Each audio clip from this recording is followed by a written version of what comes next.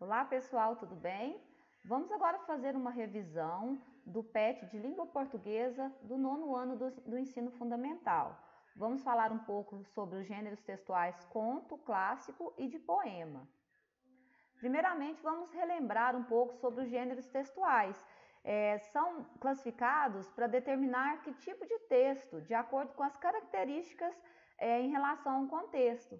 O gênero textual ele é identificado de acordo com o objetivo daquele texto, na função que aquele texto exerce. As características do texto que vão determinar que gênero ele pertence. Por exemplo, o gênero textual conto tem determinadas características diferentes da de poema, e essas características que vão determinar a qual gênero ele pertence. Os gêneros eles variam de acordo com a intenção de comunicação e com as particularidades em relação à linguagem, à estrutura e ao conteúdo. Então, todos os gêneros textuais exercem uma função social, eles têm uma função determinada, uma função comunicativa. Os gêneros textuais eles estão em constante evolução. Por exemplo, o conto, tem o conto clássico, o conto moderno. Então, podem surgir novos gêneros de acordo com a necessidade de comunicação, outros podem cair em desuso. Hoje em dia, com o advento da tecnologia, estão surgindo diferentes gêneros textuais para atender essa nova modalidade. Alguns textos, eles podem apresentar mais de um tipo de linguagem, ou até mesmo uma linguagem mesclada. Portanto, para a gente poder identificar a que gênero textual aquele texto pertence, a gente tem que observar qual a linguagem predominante nele, quais as características, a estruturação predominante para saber a que gênero textual ele pertence. Para isso, então, o primeiro passo é conhecer os gêneros textuais. Vamos conhecer dois hoje. Gênero textual conto. O conto é uma narrativa breve, uma escrita em prosa, né, sendo mais curto que o romance e a novela. Então, quando a gente diz em prosa, quer dizer que ela é diferente do poema, ele não vai ser em verso, né? E ela é uma narrativa breve, porque um romance é mais longo, mais extenso. O legal do conto, porque ele é menor, né? Então, ele é um texto narrativo, que tem um enredo, né? Tem uma história com começo, meio e fim. Tem personagens em um determinado tempo e espaço. Os maiores cronistas brasileiros são Machado de Assis, Monteiro Lobato, Carlos Drummond de Andrade, Clarice Lispector, Lígia Fagundes Telles, Luiz Fernando Veríssimo e Dalton Trevisan.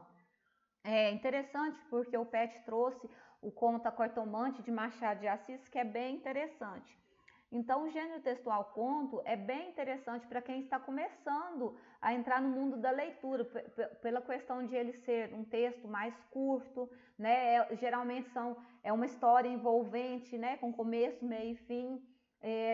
Então, é interessante os alunos poderem aproveitar o projeto de leitura da Árvore do Conhecimento e conhecer diversos contos. Essa semana estarei disponibilizando somente contos no projeto para o nono ano. Contos populares. Então, os contos se dividem em contos populares e contos modernos. Os populares são fruto da oralidade e do espírito inventivo, criado, narrado e ouvido pelo povo, transmitido de geração a geração. É testemunha de usos, costumes, ideias, práticas, saberes, decisões e julgamentos. Tem por característica o humorismo e as situações imprevistas, morais e ou materiais. Então, é um conto tradicional, todos os povos têm esse tipo de conto. É aquele que é transmitido oralmente, de geração para geração. Aquela história, né, que o avô contou para o pai contou para o filho, né? Geralmente são engraçadas ou tem uma lição de moral. Já os contos modernos é um tipo de narrativa não muito longa, uma história curta de fatos fictícios, não reais, né, em que o narrador se detém num momento específico, especial. Ou seja, a ação ela concentra num único ponto, no interesse num conflito maior vivido pelos personagens. Normalmente conta histórias voltadas para o cotidiano. Então, o conto é uma história fictícia, né, o conto moderno, mais curta, menor, e foca num determinado momento, numa determinada vivência daqueles personagens, né? Geralmente com histórias voltadas para o dia a dia. Agora vamos falar um pouquinho sobre recursos linguísticos e recursos semióticos. Os recursos linguísticos são ferramentas textuais que servem para dar mais originalidade ao texto, né? Para dar mais emoção, né? Por exemplo, as figuras de linguagem, as figuras de estilos, elas são empregadas para valorizar o texto, para tornar a linguagem mais expressiva. Então é interessante a gente conhecê-las para quando você estiver lendo, você saber reconhecer, olha, o autor aqui agora usou um paradoxo ou usou uma metáfora, e também na hora de você escrever, né, começar a fazer ali sua redação, seu texto argumentativo, dissertativo, você saber empregar também esses recursos linguísticos. Já os recursos semióticos, eles falam sobre a comunicação através de signos, de representações, a comunicação não verbal, que também hoje em dia, principalmente com os adventos dos novos gêneros textuais ligados à tecnologia, são muito importantes. E mesmo nos livros, por exemplo, as figuras, as representações, os emojis, todos eles são recursos semióticos que a gente usa dentro da linguagem. A variação linguística. É bem interessante falar sobre isso, porque a variação é um fenômeno que acontece na língua, né, e pode ser compreendida por variações históricas, regionais. Dentro de um mesmo país, por exemplo, o Brasil, que é um país com tamanho continental, o nosso idioma oficial é o português. Mas a língua sofre diferentes alterações. Por exemplo, o jeito que se fala no Sul é diferente do jeito que se fala em Minas Gerais, que é diferente do jeito que se fala no Nordeste. São as variações linguísticas. Dentro de uma mesma língua existem essas variações, que podem ser tanto históricas como regionais. O interessante é a gente saber e reconhecer que todas elas têm o seu valor e que nós devemos respeitá-las, porque elas fazem parte do idioma. Então, da mesma maneira que o mineirês é respeitado, a variação linguística do Nordeste também deve ser respeitada. Vamos falar um pouquinho também sobre as classes gramaticais. Vamos relembrar o substantivo e o adjetivo. Os substantivos é uma categoria de palavra que nomeia os seres, tanto animados como inanimados, né? Reais ou imaginários. Por exemplo, computador, lousa, giz, gente, animal, são substantivos, é a categoria dos substantivos. Já os adjetivos, eles atribuem qualidades, tanto boas ou ruins, ou de espécie, ou de características, de estados, que podem ser dadas aos substantivos ou aos pronomes substantivos. Por exemplo, amarelo é uma característica, velho é uma qualidade, né? Amargurada. Então, são palavras que atribuem qualidades, tanto boas quanto ruins ou características. Então, relembrando essas classes de palavras. Agora, voltando lá nos recursos de linguagens, nós vamos conhecer algumas figuras, os recursos linguísticos. Dentre eles, nós temos as figuras de linguagem.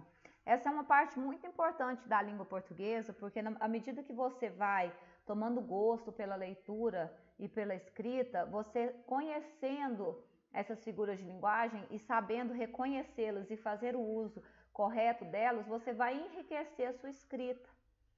Então vamos lá, figuras de linguagem são recursos linguísticos ou estilísticos usados para dar maior ênfase à comunicação, tornar a comunicação mais bonita, mais rica, mais expressivas. Elas são divididas em figuras de palavras ou semânticas, de pensamento e de som e harmonia. As figuras de palavras ou semânticas são associadas aos significados das palavras, como exemplo a metáfora, comparação, metonímia, catacrese, sinestesia e pleonasmo. Já as de pensamento vão trabalhar com combinação de ideia e pensamento. Elas não vão estar ali explícitas. A gente tem que pensar sobre elas para entendê-las. É o exemplo da hipérbole, do eufemismo, da ironia, da antítese e do paradoxo. E tem também aquelas de som ou harmonia. Essas já estão ligadas à sonoridade das palavras. Quando você lê, o som já te faz lembrar que é uma figura de som ou harmonia. Os exemplos são as aliterações, a assonância e a onomatopeia. Nós vamos conhecer algumas delas. Por exemplo, a metonímia. Ele é um emprego de um nome por outro, em virtude de haver entre eles algum relacionamento. Olha só, vivo do meu trabalho. Se você for pensar nessa frase, o que a gente pensa? Vivo do meu trabalho como? A gente não come o trabalho, né? Mas o fruto do trabalho seria o alimento. Então, o trabalho leva a pessoa a ter o alimento, né? Então, o nome substituiu o real entendimento da palavra. Não tenho teto onde morar. Na verdade, a pessoa quis dizer que não tem uma casa, mas a gente usa a palavra teto, né? Usou o emprego desse nome porque ele é relacionado com a palavra crase. Outra figura é a catacrese. Ocorre quando, por falta de um termo específico para designar um conceito, torna-se o outro por empréstimo. Ele comprou 2 dentes de alho para colocar na comida. O pé da mesa estava quebrado. Não sente no braço do sofá. Na verdade, a gente sabe, né, que os dentes de alho não são... a palavra foi usada por empréstimo, né? O pé da mesa. Não é, a gente não vai pensar no pé no sentido literal da palavra, nem no braço do sofá, né? Usou essa palavra por empréstimo. O sentido literal dela é outro. Outra figura é a sinestesia. A sinestesia, ela trata de mesclar numa expressão sensações percebidas por diferentes órgãos sensoriais. Por exemplo, um doce abraço ele recebeu da irmã. Então, quando falar em sinestesia, a gente vai pensar no sentido dos órgãos. Por exemplo, doce seria, no sentido literal da palavra, eu ia sentir pelo meu paladar, né, a sensação gustativa. Mas quando eu digo um doce abraço, já é uma sensação tátil. Então, mescla, ele mistura essas sensações sensoriais. Né? Por exemplo, como no exemplo do doce abraço, a sensação gustativa foi usada como uma sensação tátil. Agora, o paradoxo, o uso de palavras no sentido oposto, que parecem se excluir mutuamente, mas no contexto se completam e se reforçam, e reforçam uma ideia de expressão. Olha o exemplo, se você quiser me prender, vai ter que saber me soltar. As palavras, a ideia delas se contradizem, mas elas têm uma relação entre elas, né? Então, isso é o paradoxo, né? O uso de ideia de sentido oposto que reforça a ideia ou a expressão. E já a onomatopeia, ela é utilizada para reproduzir um barulho, um som, um ruído, ela é uma figura de som, né? Muito usada principalmente na contação de histórias, por exemplo, passa tempo, tic-tac, passa a hora, chega logo, tic-tac e vai-te embora. Essa é uma parte do poema O Relógio, de Vinícius de Moraes. O tic-tac é uma onomatopeia, é uma palavra que reproduz o som original. Por exemplo, toque-toque. É uma expressão que reproduz o barulho de bater na porta. Isso é uma onomatopeia. Vamos lembrar também o que é a denotação e a conotação. A denotação, principalmente quando a gente fala em figuras de linguagem, é importante saber o sentido, o significado de denotação e conotação. Porque a denotação é a forma e o uso da manifestação da linguagem em seu sentido real, o sentido do dicionário, o sentido literário da palavra. Já a conotação é a forma e uso da manifestação de linguagem em seu sentido figurado. Por exemplo, quando eu digo o copo está quebrado, o quebrado quer dizer está em pedaços. Eu usei a denotação, o sentido do dicionário da palavra. Agora, se eu falar assim, hoje eu estou quebrado, eu estou quebrada, eu não estou usando, eu estou usando o sentido de conotação, porque é uma forma de dizer, é um sentido figurado, que quer dizer estou sem dinheiro. Então, toda vez que a gente pensar em denotação, é o sentido real daquela palavra, daquela expressão.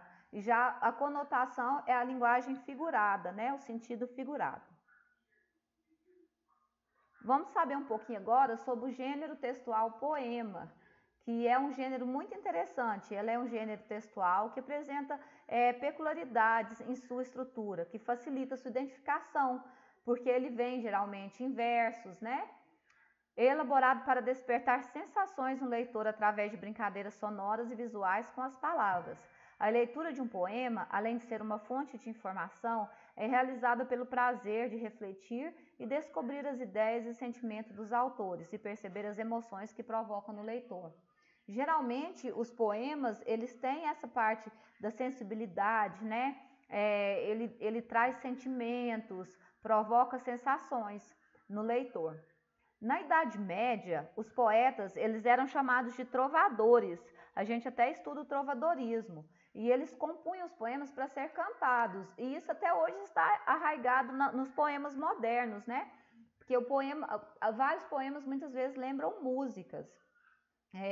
Então eles têm uma relação muito forte com essa parte sonora, com as rimas, né? Que fazem, até hoje, os poemas trazem essa raiz lá da Idade Média dos trovadores.